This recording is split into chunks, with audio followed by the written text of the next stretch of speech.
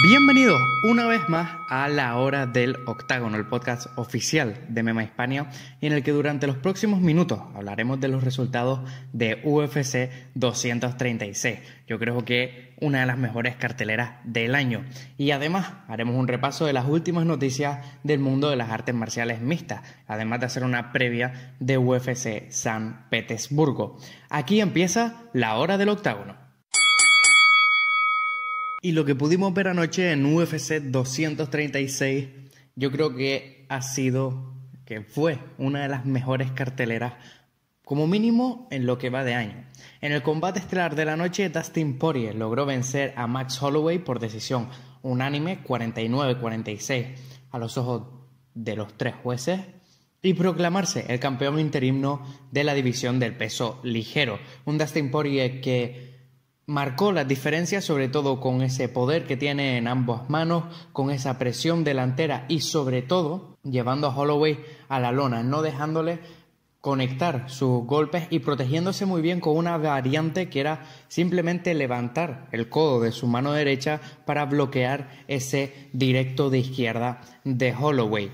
Un combate en el que Poirier prácticamente tumbó en varias ocasiones a Holloway a lo largo del combate, sobre todo en el primer asalto, y que a partir de ahí fue asegurando cada asalto. Tomó una estrategia muy mesurada, muy tranquila, sabía lo que tenía que hacer para llegar a alzarse con el cinturón y fue lo que hizo. Y por su parte un Max Holloway que en ese primer asalto, ese empezar lento que habíamos comentado en sus últimos combates, pero que no habíamos visto ante Brian Ortega, volvió. Y fue muy complicado volver a retomar ese combate, ya que Poirier con su gran poder iba asegurando los asaltos, llevándolo a la lona y a pesar de que conectaba grandes golpes contra Poirier y en el tercer asalto parecía que podría haberle finalizado, no pudo alzarse con la victoria. Una pena, pero Max Holloway regresará a la división del peso pluma y no tendrá ningún problema en seguir defendiendo su cinturón.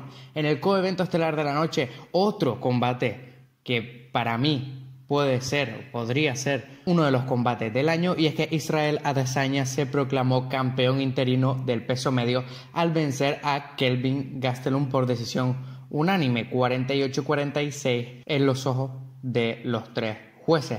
Un combate que tuvo de todo, desde derribos, noqueos por parte de los dos luchadores, y un combate que me recordó mucho a el que ya tuvo Robert Whittaker contra Joel Romero, en el que ninguno de los dos paraba, ninguno de los dos se iba a dar por vencido hasta que sonara el último asalto, el último timbre, y finalmente Adesanya logra alzarse con esa decisión unánime, sobre todo por su gran actuación en ese quinto y último asalto en el que logró tumbar en varias ocasiones a Kelvin Gastelum. Parecía que el árbitro podría haber intervenido y detenido el combate, pero finalmente este se fue a la decisión. Israel Adesanya se enfrentará lo más seguro a Robert Whittaker, el actual campeón del peso medio, para unificar ambos títulos a finales de verano, según varias fuentes con las que ha consultado MMA Hispania. Además, en la cartelera principal de la noche, Khalil Rountree mostró una de sus mejores versiones, si no su mejor combate en lo que lleva de carrera, y es que logró vencer a Eric Anders por decisión unánime 30-26 en las tres ocasiones.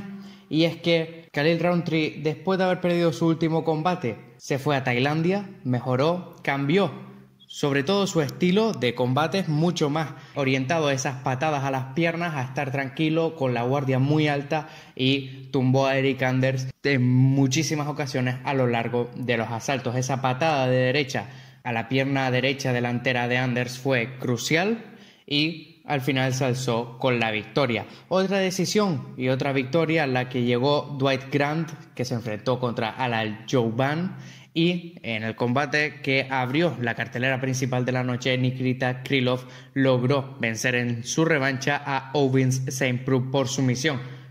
Había perdido ese primer combate contra OSP por sumisión en el primer asalto y ahora consigue vengar esa derrota. UFC 236 fue una gran cartelera, sin duda alguna dejó claro que tanto Poirier como Adesanya pueden competir con el top de la división y podrían convertirse en los campeones a finales de año. Bueno, y vamos ya con esta segunda parte de MMA Hispania en la que hablamos de cuáles han sido las noticias más importantes de esta semana. En esta sección hacemos un repaso de toda la información que hemos recopilado en nuestra página web. Se las ofrecemos de forma comprimida. ¿Y cuál es la noticia de la semana? Pues sin duda alguna, la suspensión de TJ Dillashaw. TJ Dillashaw, que ha aceptado una sanción de 2 años impuesta por USADA por haber dado positivo por EPO en su último combate ante Henry Cejudo. Hacía tan solo una serie de semanas conocíamos que Dillashaw había sido suspendido por 1 año por parte de la Comisión Atlética de Nueva York, pero estábamos pendientes de la sanción de USADA, que es la agencia antidopaje de la UFC. EPO, ¿qué es? Pues principalmente es una hormona sintética que se usa para estimular la producción de células rojas en el cuerpo. ¿Qué es la ventaja competitiva? ¿Qué ventajas tendría Dillashaw al inyectarse esta hormona? Pues aumentar la cantidad de oxígeno que puede transportar y sobre todo su poder aeróbico. ¿Cuáles son las características del EPO? ¿Por qué es una hormona sintética que es categorizada como una de las peores por parte de USADA? Pues porque no hay una forma de ingerirla que sea aleatoria. Es decir, tienes que saberlo porque nada más que esta sustancia dopante se puede inyectar en el cuerpo. Por lo tanto, Dillashaw estaba muy al tanto de qué estaba pasando y cómo había que ingerir esta droga. A partir de ahora, su sanción será de 2 años impuesta por USADA. Es retroactiva a la primera vez que dio positivo, es decir, a enero. Pero, ¿qué es lo que se está encontrando la agencia antidopaje de la UFC? Pues que también había dado positivo en diciembre. EPO no es una sustancia que aparece en las pruebas normales, sino que hay que hacer pruebas específicas por ella, por lo que ahora la agencia antidopaje está yendo a todas las anteriores muestras que ha dado Dillashaw para ver si también contiene esta sustancia. De ser así, su sanción sería incrementada, ya que se verían como distintas infracciones y podría llegar incluso a estar sancionado 4 años. Hace prácticamente 1 año era su mayor rival en la UFC, Cody Garbrandt, el que le acusaba de haber consumido específicamente esta sustancia, y Dillashaw se rió de esta serie de acusaciones. Y la otra noticia más importante de esta semana, pues principalmente es que la novia del ex campeón en 2 divisiones, BJ Penn, ha pedido una orden de alejamiento contra él por supuestos años de abuso, tanto mental como físico. Shelen Uwaya, la novia del luchador, declaró para MMA Junkie que fue el primer medio en informar de la noticia. Según Uwaya, quería atacarle a ella y a su madre en varias ocasiones, llegó a tumbarle, a tratar de hacer wrestling con ella e incluso estando sus hijos por delante. Declaró para este medio que tenía miedo por su seguridad, la influencia que tiene sobre sus hijos y sobre todo que no había informado de estos incidentes por su nombre, reputación y el control que había tenido el luchador sobre su vida. Según la novia de Penn, este abusaba de la droga desde los 14 años y usaba los entrenamientos para sus combates de la UFC para mantenerse sobrio.